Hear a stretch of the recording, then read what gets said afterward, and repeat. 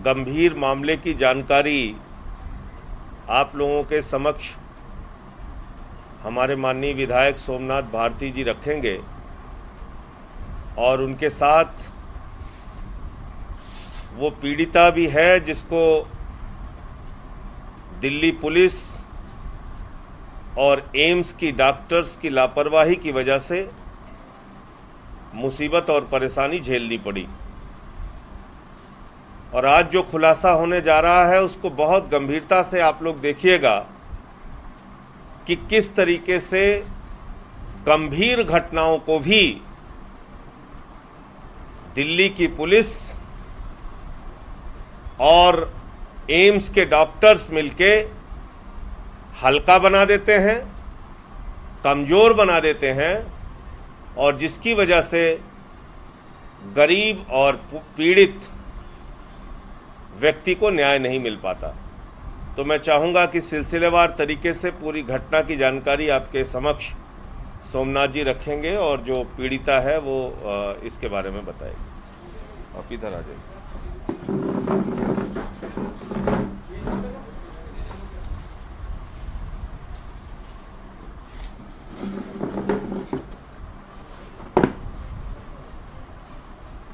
सभी पत्रकार बंधुओं का नमस्कार। आज एक ऐसी घटना मैं आपके समक्ष ला रहा हूं जो कि दिल दहला देने वाला है। देखिए, भारत के अंदर जो व्यवस्था रही है, हर व्यक्ति समानता का अधिकार सबके पास है, वो इससे फैसला होता है। व्यक्ति चाहे गरीब हो, अमीर हो, हिंदू हो, मुसलमान हो, कोई भी हो, सबके अधिकारों का फैसला इससे होता है। लेकिन दिल्ली पुलिस क्या करती है और एम्स के साथ मिलकर के क्या क्या घटनाक्रम को अंजाम देती है, उसका आज आपके सामने एक नमूना पेश करूंगा जिससे आपका दिल दहल जाएगा। कानून सबके लिए एक है, इसमें लिखा हुआ है। 11 जून को ये जो मेरे बगल में पीड़िता बैठी हैं, इनका नाम सपना है। 11 जून को ये जो इनका एम्प्लॉयर है रजनी सिंह, उससे अपने मेहनताना मांगने गई। मेहनताना ना दे करके इसके ऊपर ऐसा जानलेवा हमला कराया कि इनकी हाल उस दिन ऐसी थी, जो आज तो घाव भर गया है थोड़ा, उस दिन ये हाल थी। ये हाल उस दिन था। 15 स्टिचेज हैं गाल के इस हिस्से में। ये गाल का हिस्सा 2 धड़ में हो गया था। अंदर का जबड़ा, उसके 4 दांत हिल गए थे, 2 दांत टूट गए थे, 2 दांत में फ्रैक्चर था। अब इन्होंने उस दिन पुलिस को इन्फॉर्म किया, लेकिन पुलिस ने कहा कि जी आपको आना पड़ेगा थाने कंप्लेन लिखवाने। अब एक महिला जो कि इतनी बुरी तरह से जख्मी है, वो कहाँ से जाएगी? इसके बाद पंडित मदन मोहन अस्पताल आए, तो पंडित मदन मोहन अस्पताल के अंदर भी इनका जो घाव है उसको बाकायदा इन्होंने लिखा है, डॉग बाइट कैटेगरी 3 और सारी बातें लिखी हैं इसमें पूरी। इसके बावजूद वहाँ पे एमएलसी नहीं कराया गया। नॉर्मली अगर आप जाओगे ऐसी कोई घटनाक्रम लेकर के तो तुरंत बोलेगा भाई ये पुलिस को इन्फॉर्म करो, एमएलसी कराना चाहिए, और कह करके उनको भेज देगा सफदरजंग हॉस्पिटल। उस हॉस्पिटल के अंदर भी इनका ट्रीटमेंट तो हुआ, लेकिन एमएलसी नहीं हुआ। उसका कागज ये है। फिर ये किसी तरह से हमारे यहाँ पहुँच चुकी, मेरे क्षेत्र की रहने वाली महिला है। जब मुझे मालूम पड़ा तो मैंने डीसीपी साहब से बात किया, तो डीसीपी साहब ने 289 एक सेक्शन होता है आईपीसी का, जिसमें लापरवाही का एक सेक्शन है, उसके अंदर इनका एफआईआर दर्ज कर लिया। एफआईआर 220 है जी, 220 एफआईआर 282 और 2020 पुलिस स्टेशन मालवीय नगर। 289 जो सेक्शन है दैट इज बेलेबल ऑफेंस, 6 महीने की सजा है, बेलेबल ऑफेंस है। मैंने जब ये कहा डीसीपी श्री अतुल को कि ये तो हास्यास्पद है, उन्होंने कहा वैसा वो इन्वेस्टिगेशन होगा। मैंने कहा भाई एमएलसी भी नहीं कराया आपने। तो मेरे कहने के बाद एमएलसी कराने ले गए और एमएलसी में ले आए ये सिंपल इंजरी। तो कहानी यहाँ से मेन शुरू होती है कि भाई एक तो पुलिस ने 289 लापरवाही के कारण का सेक्शन लगा दे जो कि अवेलेबल ऑफेंस था, जबकि घाव जानलेवा था। तो हमने जब ये कहा तो उन्होंने कहा कि ठीक है जी, हम एमएलसी करा देते हैं। अब एमएलसी में आ गया जी, अब ये गहरे जांच का विषय है कि इस एमएलसी के अंदर कोई भी अगर अभी भी मुंह खोलेंगे, आपको मुंह खोल के दिखाएंगे तो ये अभी भी घाव बड़ा है। इसमें लिखता है जी एक्सटर्नल इंजरी नॉट फाउंड। इतने बड़े घाव उनको दिख नहीं रहा एम्स के डॉक्टर को, जहां 16 स्टिचेस लगे हों वहां लिखता है एक्सटर्नल इंजरी नॉट फाउंड और नेचर ऑफ इंजरी सिंपल। मेरा ये फोटो दिखाओ ना जी, ये फोटो देखिए, 16 स्टिचेस लगे हुए हैं और कह रहे हैं कि सिंपल इंजरी है, an external injury not found. तो ये इसको देख करके मेरा मन जब घबराया तो मैं गया श्री कृष्णैया जी के पास, special commissioner law and order. वहां पहुंचने के पहले ही डीसीपी श्री अतुल बगैर किसी सेकंड ओपिनियन के अपने आप कहते थे चलो जी 308 लगा देते हैं। तो इनके घर की बात है, कोई भी सेक्शन किसी के आगे लगाना हटाना मजाक हो गया है दिल्ली में। इन्वेस्टिगेशन कैसे होगा ये पुलिस फैसला करेगी। साथियों, उसके बाद जब वहां पहुंचा 308 लग गया, फिर जाकर के एक्यूज को अरेस्ट किया गया, एक्यूज जेल गया। जब सेकेंड ओपिनियन के लिए भेजा, वो आपके लिए बड़ा ये आ गया। सेकेंड ओपिनियन के लिए जब ये मेडिकल रिपोर्ट आई सेकेंड ओपिनियन की, department of forensic sciences AIIMS का ही, तो सेम अस्पताल, सेम घाव, सेम व्यक्ति। पहले जो 3 जुलाई का एमएलसी है उसमें कहते हैं कि सिंपल इंजरी। अब ये जो 13 जुलाई का जो रिपोर्ट आया है उसमें इनका फाइंडिंग, चूंकि 2 पेज का मैं आपको भेज दूंगा, इसमें कह रहे हैं medical board unanimously concludes that injuries sustained by the complainant are collectively grievous and dangerous in nature caused by dog bite. Duration of all the injuries are consistent with history of the case. अब ये life threatening injuries, dangerous injuries और grievous injuries है as per second report of AIIMS. अब सवाल ये पैदा होता है कि जो क्रिमिनल प्रोसिक्यूशन हिंदुस्तान के अंदर, दिल्ली के अंदर जो एमएलसी पे डिपेंडेंट है, तो एक एमएलसी पहले कह रही है सिंपल, एक मेडिकल रिपोर्ट कह रहा है सब सेम हॉस्पिटल से grievous, life threatening, dangerous injuries. तो पूरी प्रोसिक्यूशन, पूरी क्रिमिनल ज्यूरिस्प्रूडेंस का खात्मा कर देता है ऐसा अप्रोच। तो पुलिस और एम्स की मिली भगत से गरीब लोगों को न्याय नहीं मिल सकता। ये आज के प्रेस कॉन्फ्रेंस का लबोलबाब है। तो ये बेटा आप थोड़ा खोल के दिखाना है इसको, अभी भी क्या घाव है। अभी भी देखिए स्टिच थोड़ा कम हो गया है, यहाँ तक अभी दिख रहा है। और ये हमने बार बार कहा डीसीपी को कि भाई ये हीलेबल वुंड्स है, अगर आप लंबे समय तक नहीं कराएंगे तो ये हील हो जाएगा। तो ये फिर भी इतने लंबे पापड़ करने के बाद इस बच्ची को मेडिकल रूप में ये न्याय मिला कि इनके वुंड्स का सही इवैल्यूएशन हो पाया।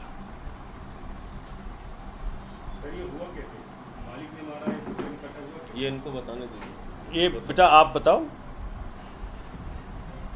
मैंने लॉकडाउन से पहले मैंने काम किया था, तो फिर मैंने जब आप गए, जब मालिक ने मारा, जो इधर बैठा, पूरी बात बताइए। यहाँ यहाँ बैठा दो। यहाँ बैठ जाओ बेटा, यहाँ बैठ, अपने मन से यहाँ आ जाओ, इधर आ जाओ। और डरना नहीं, आपने साफ से बोला, आ जाओ।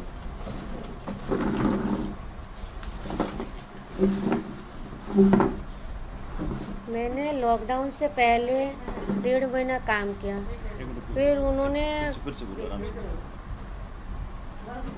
लॉकडाउन से पहले मैंने 1.5 महीना काम किया, फिर उन्होंने सैलरी देने का वजह वो लखनऊ चले गए। लॉकडाउन लग गया, जनता कर्फ्यू जो लगा, फिर वो 2-3 महीने बाद फिर आते हैं। फिर आने का बाद मेरे को पता लगता है जो आ गए। फिर मैं फ़ोन किया जो मैडम आप आ गए, उन्होंने बोला नहीं अभी नहीं आया, 2-3 दिन बाद आऊँ। फिर दूसरे से मैंने फ़ोन करके पता लगाया मैडम आए कि नहीं आए, बोला हाँ आ गए। फिर दोबारा मैंने फ़ोन लगाया, आप कहाँ हो, कह रहा मैं घर पे आ गए। तो मैंने बोला ठीक है मैं आ रही हूँ। फिर मैंने ऐसे गए, जाके मैंने सैलरी के लिए बात बोला, तो बोला ठीक है तुम आना। तो मैं 2 दिन बाद फिर मेरे पास फ़ोन आता है, कहता है तुम आ जाओ काम के लिए। मैंने बोला मैं काम तो नहीं करूँगी, मुझे सैलरी चाहिए। बोला ठीक है तुम आके बात करो। मैंने बोला अभी नहीं आ सकती हूँ, हमारे यहाँ पे कोरोना बहुत ज़्यादा फैला हुआ है, मैं आ नहीं सकती हूँ। तो बोला क्यों नहीं आते हो तुम, फ़ोन क्यों नहीं उठाते हो? तो फिर मैंने बोला मैं कैसे आऊँ, मुर्दे को ऊपर से आ जाऊँ क्या, वो भी मेरे पास वो है। तो कह रहा क्या हुआ? मैंने बोला मेरे गली में कोई ख़त्म हो गए, फिर बीमारी उमारी, पुलिस उलिस है, मेरे को जाने नहीं दे रहा। उसके बाद की बताना। फिर जब मैं गई तो कह रहा है मेरे को, कह रहा है काम करो। मैंने बोला मैं काम नहीं करूँगी। बोला ज़बरदस्ती बोल रहा है मेरे को काम करो। मैंने बोला मैं काम नहीं करूँगी, मेरा जो बकाया सैलरी है वो दे दो। फिर उन्होंने ज़बरदस्ती मेरे को मारपीट भी किया और जानबूझ के कुत्तों को मेरे ऊपर छोड़ दिया। छोड़ने के बाद वो तो मेरे को छोड़ा ही नहीं कुत्ता। इतना मैं जब चिल्लाने लग गई तो मेरा मुंह दबा दिया, बोला तुम चिल्लाओ मत, पब्लिक आ जाएंगे। तो हम जैसे गरीबों के लिए यही होता है, जो हम काम करते और सैलरी के लिए जाएं और हमारे ऊपर जानलेवा हमला होता है, तो हम गरीब मजदूर कहाँ जाएंगे, किसका सहारा से जाएंगे? जो काम करे तो हम आज के अभी के टाइम से जो मैं कह रही हूँ, जो मैं काम करूँ और सैलरी के लिए जाऊँ, एक तो कुत्ते से कटवा दिया और फिर दोबारा मैं कहीं काम करूँ तो क्या पता मेरा जाने ले ले। मेरे अंदर तो एक डर सा बैठ गया ना। तो मुझे क्या करना चाहिए? मुझे तो इंसाफ मिलना चाहिए, न्याय मिलना चाहिए इसके लिए। जो मेरा लाइफ तो ऐसे भी ख़राब हो ही गए, क्योंकि मेरा 2 दांत निकल गया, 2 दांत गिर गया, 4 दांत ऊपर से अभी भी मैं खिचड़ी खा रही हूँ। मैं कुछ खा भी तो नहीं पा रही हूँ। बोलती हूँ मैं बहुत ताकत लगा के मैं बोलती हूँ, इतना भी तो। जो हमारे एमएलए साहब है, मैंने पुलिस स्टेशन में फ़ोन किया था, मगर उन्होंने बोला तुम आओ। मैंने बोला मैं बोल नहीं पाऊँगी, मैं आके मैं क्या बोलूँगी? और बोला नहीं तुमको थाने पे आना पड़ेगा। फिर मैंने जब बोले नहीं पाऊँगी मैं थाने में जाके शक्ल दिखाऊँ क्या, फिर मैं गई नहीं। फिर मैंने सोचा मैं क्या करूं, मैं पुलिस स्टेशन में जाऊं, फिर सुनवाई तो होगा नहीं, हम जैसे गरीबों का तो कोई सुनवाई नहीं होगा। फिर मैंने एमएलए साहब के पास गए, मैंने बोला सर ऐसे ऐसी बात है, कुछ मदद कीजिए। तो उन्होंने मेरे लिए इतना किया, शायद किसी के लिए इतना भी नहीं किया। वो तो मेरे लिए एक भगवान है, जो आज मैं यहाँ तक पहुँची हूँ इनके द्वारा, जो भी हूँ इनके द्वारा ही हूँ।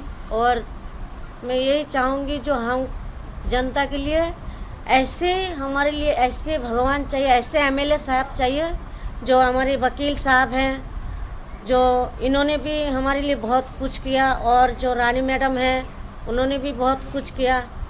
ऐसा मतलब अपना समझ के इतना किया, जो बहुत ही अच्छा किया। जो हम जो काम किए और अपना सैलरी लेने गए और हमारे ऊपर जानलेवा हमला है, और बिना जान ले हमारे साथ इतना मदद किया, तो हम इन्हीं के पास तो जाएंगे ना। ठीक ठीक। इसमें वो जो एम्प्लॉयर है वो स्पा चलाती है, तो उसमें ये काम करती है। अच्छा, इसमें पुलिस ने आज तक उस एक्यूज्ड का पुलिस कस्टडी नहीं मांगा है। एक्यूज जुडिशियल कस्टडी में गया है, तो पुलिस को जांच नहीं करनी है, ना को रिकवरी करनी है। पुलिस को हमने, मैं आपको पेपर दे दूंगा, इन राइटिंग इन्फॉर्म किया कि भाई दोनों अस्पतालों में सीसीटीवी फुटेज होगा, उसको मंगवा लिया जाए। 30 डेज में खत्म हो जाता है।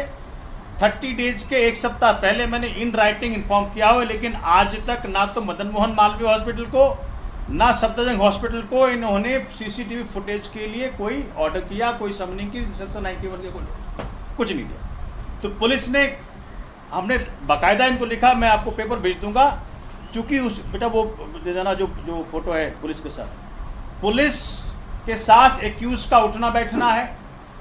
वो जो एक्यूज्ड है उसको पुलिस ने सामाजिक कार्यकर्ता का सर्टिफिकेट दे रखा है। इस परिप्रेक्ष्य में जब डीसीपी अतुल को मैंने कहा कि जी आप मालवीय नगर पुलिस स्टेशन में जांच ना कराएं, कहीं और शिफ्ट कर दें, लेकिन घूमते फिरते उन्हीं को दे दिया इन्वेस्टिगेशन। अब इन्वेस्टिगेशन का कोई अता पता नहीं है। और पूरी लब्बा-लबाब यही है कि जी पुलिस उसको जेल से मुक्ति दिलाना चाहती है कि वो जेल से निकल ले और काम खत्म हो जाए। You want to say something?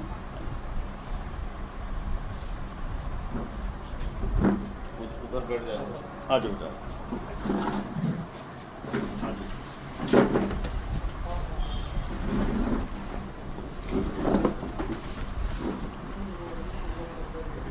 इसमें जैसे भारती सर ने बताया कि पुलिस का जो एटीट्यूड है स्पेशली ऐसे गरीब लोगों की तरफ, तो उसमें एक मैं छोटी सी बात ऐड करना चाहूँगी कि जब कोर्ट की हियरिंग चल रही थी 15 जुलाई को, बेल एप्लीकेशन लगाई थी एक्यूज ने, उसमें उससे पहले मैंने आईओ को एक एप्लीकेशन दी थी कि जो एक्यूज है वो अपने एजेंट्स भेज रही है विक्टिम के पास, उस पर दबाव डाल रही है, उसको धमका रही है कि तुम अपनी कंप्लेंट वापस ले लो, नहीं तो कॉन्सिक्वेंसेस अच्छे नहीं होंगे, या तुम पैसा ले लो लेकिन कंप्लेंट वापस ले लो। तो मैंने आईओ को जो कंप्लेंट फॉरवर्ड करी, तो जब जज ने आईओ से पूछा कि क्या ये बात सही है, तो आईओ ने क्या कहा जज को कि मैंने विक्टिम को फ़ोन किया था और विक्टिम ने मुझे बताया कि वो धमकी नहीं दे रहे थे मुझे, मेरे से सिर्फ माफ़ी मांग रहे थे और कह रहे थे कि कंप्लेंट वापस ले लो। और जब मैंने तुरंत सपना को फ़ोन किया कि क्या आईओ ने तुम्हें फ़ोन किया था, ऐसा पूछा था, तो ये कहती आईओ ने तो मुझे फ़ोन ही नहीं किया। मतलब कैसे एक्यूज़ को बचाने के लिए पुलिस अपनी तरफ से ही उनके फेवर में ही, प्रोसिक्यूशन जो है वही एक्यूज़ के फेवर में सब कुछ बयान देते हैं कोर्ट में। ये इस केस की रियलिटी है, इतना ही ऐड करना चाहते थे इस केस में। इसलिए अब हम हाई कोर्ट मूव कर रहे हैं, क्रिमिनल रिट फाइल कर रहे हैं कि जी केस की इन्वेस्टिगेशन या तो क्राइम ब्रांच को जाए या सीबीआई को जाए, जिससे कि इस गरीब के साथ, और ऐसे अनेक गरीब हैं जिनको आज एम्प्लॉयर पैसा नहीं देना चाहता, कोरोना के कारण ऐसी स्थिति पैदा हो गई, लेकिन ऐसे गरीब लोगों के साथ ऐसा अन्याय ना हो, इसके लिए हम पूरी जोर लगाएंगे और इनको न्याय दिलाने का पूरा प्रयत्न करेंगे। और आप सब साथियों से अनुरोध है कि इस केस को फॉलो अप करिएगा और इस गरीब के साथ न्याय हो, और ऐसे अनेक गरीब हैं जिनके साथ न्याय होना चाहिए, ये बहुत ज़रूरी है। मेरा एक छोटा सा क्वेश्चन था इसमें कि ऐसे हर जगह पर जो है कुछ ना कुछ मतलब जो है होते हैं, क्या हर जगह पर हमें जो है सोमनाथ पाटिल जी और जो है संजय सिंह जैसे लोगों के पास ही अप्रोच करने की ज़रूरत है? क्या हम अपने तरीके से, इवन मैं एक ऑर्गेनाइजेशन चलाती हूँ आनंद के नाम से, पर मेरी भी बात का उतना कोई वेटेज नहीं निकला जब तक कि भारती जी अपने हाथों में लेकर के, तो हम इनके कॉन्स्टिट्यूंसी में ब्लेस्ड हैं, तो हमें वो सपोर्ट मिली और वो दिन रात एक खड़ा करके हमें एक तरफ मतलब किया है। मैं ये बात पूछना चाहती हूँ कि क्या यदि भारती जी या नहीं तो संजय जी जैसे लोग नहीं हैं हमारे साथ में, तो न्याय नहीं हो सकती, और कहाँ कहाँ मैं इनको ढूंढते फिरूँ, और यदि ये कितनी छोटी सी चीज़ के लिए हम लोग उनको पॉलिसी बनाने में, और देश के कई सारे हिस्से में सच अ ट्रिवियल थिंग जो कि इनको आकर के खड़ा होना पड़ा, इनको अपीयर होना पड़ा। शायद ये खड़े नहीं होते तो फिर बेल रिजेक्ट नहीं होती। नहीं, बेल अभी कंटिन्यू वो तो जो हाँ, मतलब मिल गया होता उनको बेल मिल चुका होता, अभी तो बेल पेंडिंग है, अभी खत्म ये नहीं हुई, तो वो 2-4 दिन भी, तो इवन केस भी जो 289 जो लगा करके एक दफ़ा कर दी, ये तो हमारे भी बस की बात नहीं है। तो शायद सपना ने बिल्कुल सही बात कही है कि फिर तो ये हमारे लिए भगवान ही हो गए, तो यहाँ जगह जगह इनको अवतार लेना पड़ेगा। जी, को और सवाल? आपने बताई दिया कि हाईकोर्ट जा रहे हैं, सीबीआई की मांग कर रहे हैं, यही सवाल था। क्राइम ब्रांच या सीबीआई? हाँ, आप इसमें बताइए।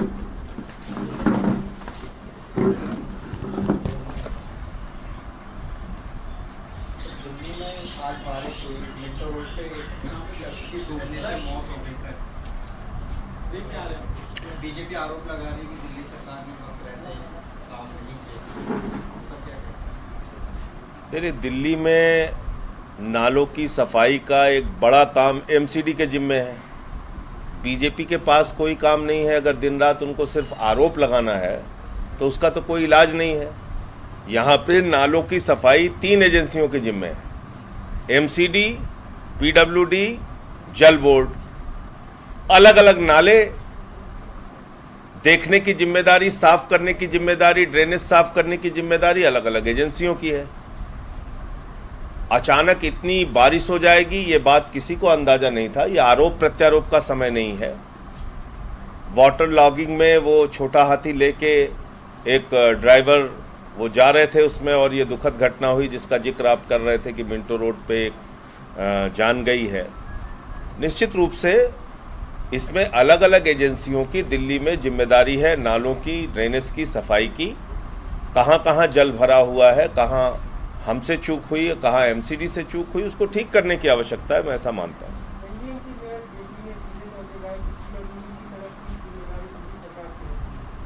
नहीं, अकेले एक जगह जल भराव नहीं हुआ है।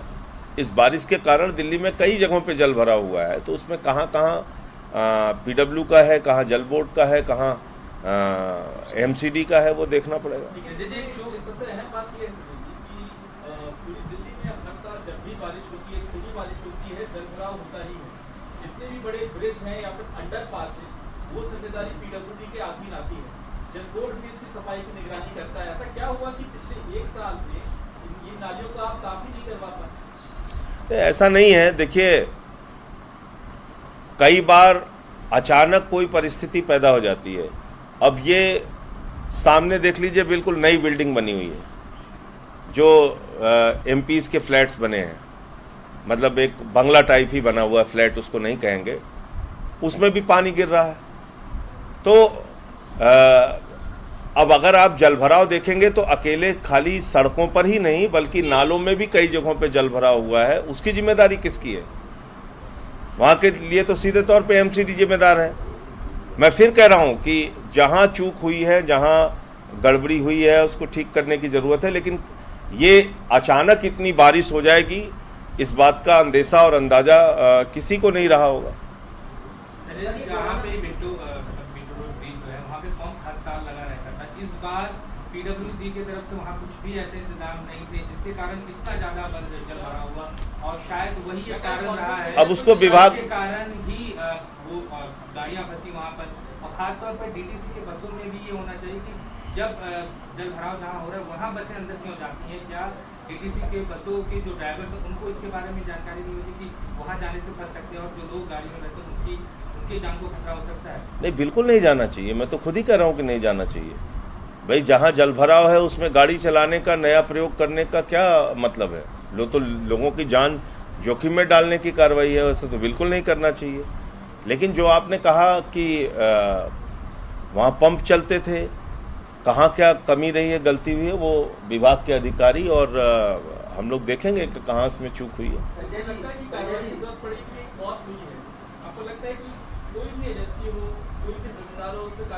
देखिए, मौत दुखद है, इसमें कहीं कोई इनकार नहीं है। लेकिन जो पुलिस का भी बयान आया है और जो पता चला है कि पानी के भराव के अंदर ही जो बात अभी ये कह रहे हैं, वहाँ पे वो गाड़ी ले जाने का प्रयास उन्होंने किया। तो ऐसे समय में थोड़ा सावधानी भी बरतने की ज़रूरत अपने स्तर पे भी है कि भाई पानी के अंदर गाड़ी चलाने का कोई भी प्रयास ना करे। और बाकी जहाँ ये जल भराव हुआ है दिल्ली में, जहाँ जहाँ पे इस बारिश की वजह से पूरी रात भयंकर बारिश हुई है, तो उसमें किसकी कहाँ जिम्मेदारी है, किससे कहाँ चूक हुई है, उसको ठीक करने की ज़रूरत है। इसके अलावा एक सवाल ये कि एलजी ने जो पैनल तैयार किया है, सीए से 10 वर्ष जरूरी हुए थे, इसे लेकर आम आदमी पार्टी ने आपत्ति भी दर्ज की है उस पर, क्या कहेंगे इस वजह से? देखिए, मैं पहले दिन से एक बात को कह रहा हूं और आज फिर दोहरा रहा हूं, दिल्ली के दंगे भारतीय जनता पार्टी की गहरी साजिश का नतीजा है। दिल्ली में दंगे सुनियोजित तरीके से भारतीय जनता पार्टी ने कराए हैं।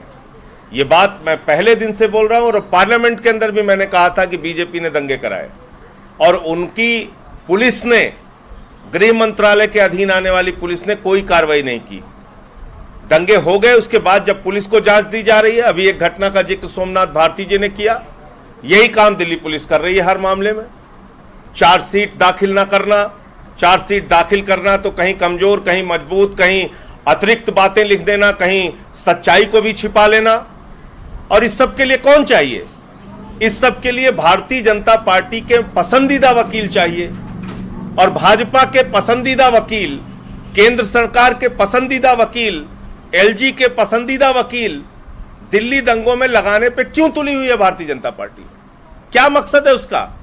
उसका एकमात्र मकसद है दिल्ली दंगों में शामिल काले चेहरे, काले कारनामे, भाजपाइयों के जो गुनाह थे उसको छुपाने के लिए जबरन अपने पसंदीदा वकील लगाने पर केंद्र की भाजपा सरकार और दिल्ली के एलजी तुले हुए हैं। हमने इसका विरोध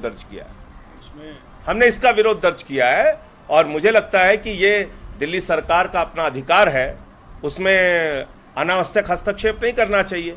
हम तो चाहते हैं इस पूरे मामले की निष्पक्ष जांच और निष्पक्ष ट्रायल कोर्ट के अंदर चले। आपने देखा होगा पिछले दिनों कोर्ट ने भी फटकार लगाई कई मामलों में। जो कहा जा रहा है कि सीएम को चिट्ठी लिखी है एलजी ने और ये कहा कि जल्द से जल्द पैनल का गठन किया जाए, वो पैनल का गठन सरकार ने कर दिया था, क्या सरकार की तरफ से कोई नियुक्ति हुई थी वकील? देखिए, मैं एक बात सिर्फ कहना चाहता हूं कि आज एलजी और भाजपा की केंद्र सरकार अपने पसंदीदा वकीलों को लगाने पर क्यों तुली हुई है? क्या मकसद है उनका?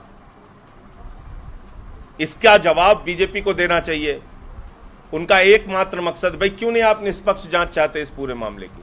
निष्पक्ष ट्रायल क्यों नहीं होने देना चाहते? आप पूरे मामले को सिर्फ अपने गुनाह और काले कारनामे छुपाने के लिए अपने पसंदीदा वकीलों को लगाने पे अगर आप तुले हुए हैं तो वो ठीक नहीं है। कुछ कहना चाह रहे थे आप? दूसरा ये है कि पंकज भाई, ऐसा है, जब ये केंद्र और दिल्ली राज्य के ताकतों की बात सुप्रीम कोर्ट में हुई, हाई कोर्ट से ही फैसला हो गया था कि जी दिल्ली के अंदर पब्लिक प्रोसिक्यूटर्स को अपॉइंट करने की एक्सक्लूसिव ताकत दिल्ली सरकार में है, ना कि एलजी में है। जब ये ताकत का फैसला माननीय सुप्रीम कोर्ट तक हो चुका, उसके बाद क्या आन पड़ी, जैसा माननीय संजय सिंह जी ने कहा कि भाई उन वकीलों को लाना चाहते हैं जो कि भाजपा का स्पोक्स पर्सन बन करके अदालतों में काम करे। क्या ये करना चाहते हैं आप? तो आपको शर्म आनी चाहिए जब सुप्रीम कोर्ट तक ने, क्या आपको सुप्रीम कोर्ट के ऊपर विश्वास नहीं है? जब माननीय सुप्रीम कोर्ट ने कह दिया कि ये exclusive right appointment of public prosecutors in every criminal cases will be exclusively of Delhi government under CM, तब क्या ये जो चल रहा है झगड़ा, कोई बात ही नहीं है फिर? Thank you.